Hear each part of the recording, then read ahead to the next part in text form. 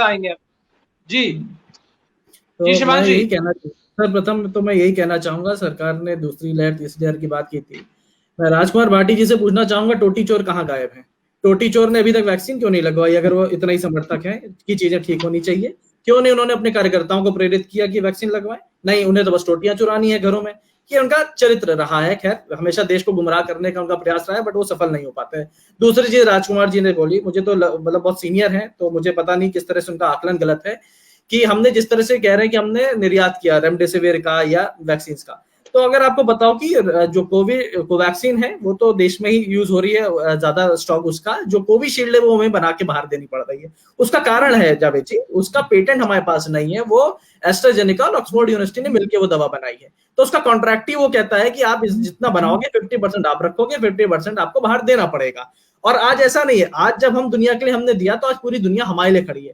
Phase 1 में हमने ताली ताली जरूर बनवाई, क्योंकि उससे उम्मीद जागती है, डर का माहौल कम होता है। हमने उसको बहुत अच्छे से कंट्रोल भी किया। जो आकलन दिया गया था कि per day 10 lakh 12 lakh cases निकलेंगे, उस पर भी आज सरकार ने कंट्रोल किया है।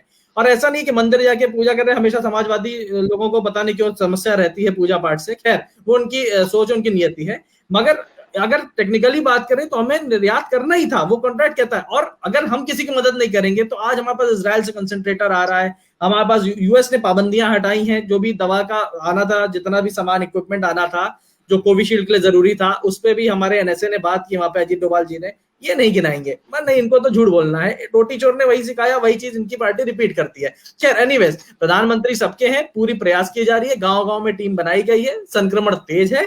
शायद किसी को उम्मीद नहीं थी, बट चीजें उस पर काम किया गया है।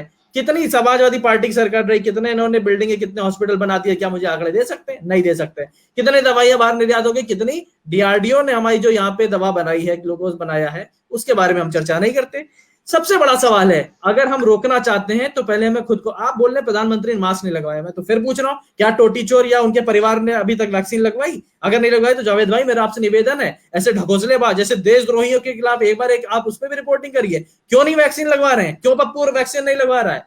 क्यों ये दिखावा किया जा रहा है? कहां इनकी टीम ने मदद की? आज जन जन जाके देख लीजिए, कहां कहां पे संघ के लोग, कहां कहां भाजपा कार्यकर्ता खड़ा है, जहां जहां वैक्सीन लग रही है वहां पानी बिस्कुट दे रहा है। जो हमारे संबंध में है वो एक कार्यकर्ता होकर कर रहे हैं। कहां समाजवादी पार्टी के लोग हैं? वो तो वहां होंगे, अगर हॉस्पिटल गए तो वहां की टोटियां चुरा लेंगे। उनका वही नियम धर रहा है। और पहली बात तो वैक्सीन पे विश्वास नहीं रखते। आप खुद बताइए, फेज 1 में हमारी वैक्सीन आ चुकी थी, अगर ये भ्रामक प्रचार नहीं किया गया होता तो कितने लोगों ने आज वैक्सीन लगवा ली होती और कितना हमारी चीजें एक सुरक्षा की तरफ बढ़े होते। मगर नहीं, कुछ चंद देशद्रोही इन टाइप गद्दार टाइप के पार्टी में जो है, जिनको सत्ता मिली नहीं, तो बिल्कुल बौखला से गए कि किस तरह से नहीं, तो महामारी पे ही अपनी राजनीतिक रोटी बेल लें। ये गलत है। मुझे नहीं लगता कि ऐसे टाइम पे तो सबको साथ आके कार्य करना चाहिए। वैक्सीन लगनी चाहिए, लगवानी चाहिए। अब आप देखेंगे रेमडेसिविर भी अवेलेबल है, बट उस पॉइंट को मैं इनका फिर काटता हूं कि हमने निर्यात किया। निर्यात करना, आदान प्रदान, ये एक देशों का नियति है, वो हमें करना है। हमने किया पास्ट में भी और आगे भी करते रहेंगे। वैभव जी का रुख करेंगे। वैभव जी। जी जावेद जी, पहली चीज तो मैं राजकुमार जी जो हमारे वरिष्ठ पत्रकार हैं, मैं उनकी बात से पूरी तरह से सहमत हूं। और राजकुमार जी, आप भी मेरी इस बात से सहमत होंगे कि हर बार की तरह आज भी भाजपा प्रवक्ता तैयारी से नहीं आए। पढ़ाई लिखाई इन्होंने बचपन में भी नहीं की और आज भी बिल्कुल तैयारी से नहीं आए। इस बात से आप भी सहमत होंगे। शिवांश जी, आप थोड़ा सा शांत हो जाइए। मोदी जी की तरह, अरे आप पर्सनली जा सकते हैं, आप किसी के ऊपर कोई भी आक्षेप लगा सकते हैं, और आपके ऊपर कोई अगर बोल दे तो आपको मिर्ची लग जाती है। मिर्ची नहीं लगनी चाहिए। आप आंकड़े की बात करें, आप फैक्ट की बात करें, लॉजिक की बात करें। लॉजिक की बात करिए शिवांश जी, लॉजिक तो सुनिए, लॉजिक सुनिए। चोरी की बात मैं आपको दिखा रहा हूँ, चोरी की बात मैं आपको दिखा रहा हूँ, आप लॉजिक सुनिए। जावेद जी, मैं चाहूंगा कि मुझे समय दिया जाए। मैंने बीच में नहीं टोका तो मुझे समय दिया जाए। शिवांश जी से कहिए कि थोड़ा सा शांत हो जाए। देखिए, मिर्ची लगनी लाजमी है, आपको मिर्ची लगनी लाजमी है। शिवांश जी, आपको मिर्ची लगनी लाजमी है।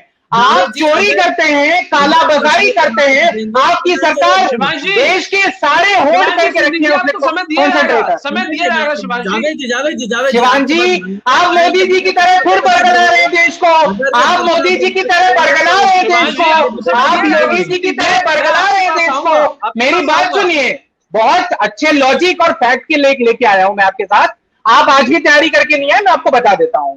पहली चीज तो ये जो बात करते हैं कि लोग वैक्सीन क्यों नहीं लगवा रहे हैं और ये है वो है, चोरी कर रहे हैं। अभी कल की खबर है, उत्तर प्रदेश के लखनऊ में कफन चोरी करते पकड़े गए हैं लोग।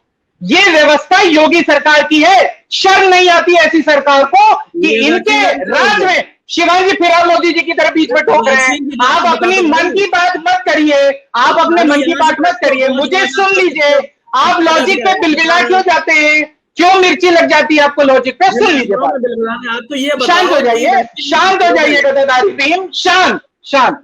मेरी बात सुनिए, आप मेरी बात सुन लीजिए, मेरी बात सुन लीजिए। फिर आप बिलबिला रहे हैं, फिर आप बिलबिला रहे हैं, बिलबिला रहे हैं। कैसे आगे बढ़ पाएंगे नहीं सुनेंगे तो?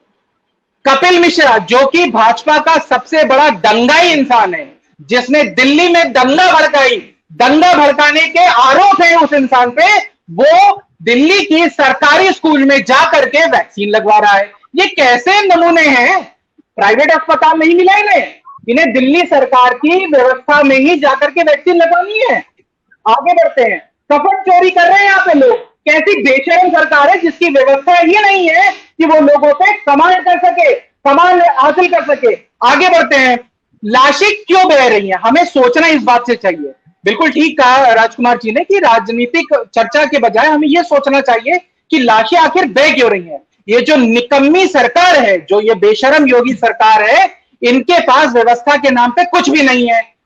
अगर आप अंतिम संस्कार कराने जाते हैं, हजारों रुपए तो सिर्फ वो अंतिम संस्कार के मांग रहे हैं। आपको कफन नसीब नहीं है, कोई भी लाश को छूना नहीं चाहता है, लकड़ियां नहीं है, जगह तक नहीं बची अंतिम संस्कार के लिए, लोग मजबूर होकर के उसको नदी में बहा रहे हैं।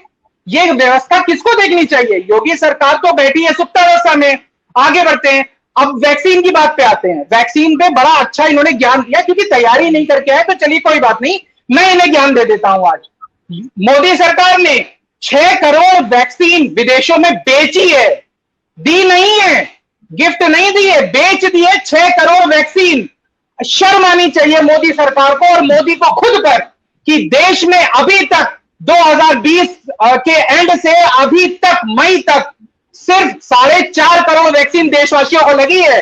अगर वो 6 करोड़ वैक्सीन जो देशों में बेच करके अपनी ये जो छवि चमका रहे हैं मोदी जी, अगर हमारे देश में दी गई होती तो 20 दिन तक लगातार हमारे देश में लोगों को वैक्सीन लग गई होती और दूसरा शॉट लग गया होता और आज कई जाने हमारे देश में बच गई होती। मगर ऐसी निकम्मी और अंधी गूंगी बहरी मोदी और योगी सरकार ने इस देश का भला नहीं चाहा। आज लोग लाशें बहाने पे मजबूर हैं, कंधों पे लेके जा रहे, कूड़े की गाड़ियों में लाशें ढोई जा रही हैं। शर्म नहीं आती इन्हें? बैठ करके ये बातें बता रहे हैं, लोगों को आक्षेप लगा रहे हैं, इन पे आक्षेप लगता है तो इन्हें मिर्ची लग जाती है। मैं आगे बढ़ता हूं। जो हमारा नदियों में बहाई जा रही लाशें, उनसे कितना संक्रमण फैल रहा है, इन्हें शर्म नहीं आती ये बोलते हुए नेशनल टेलीविजन पे कि लोग ठीक है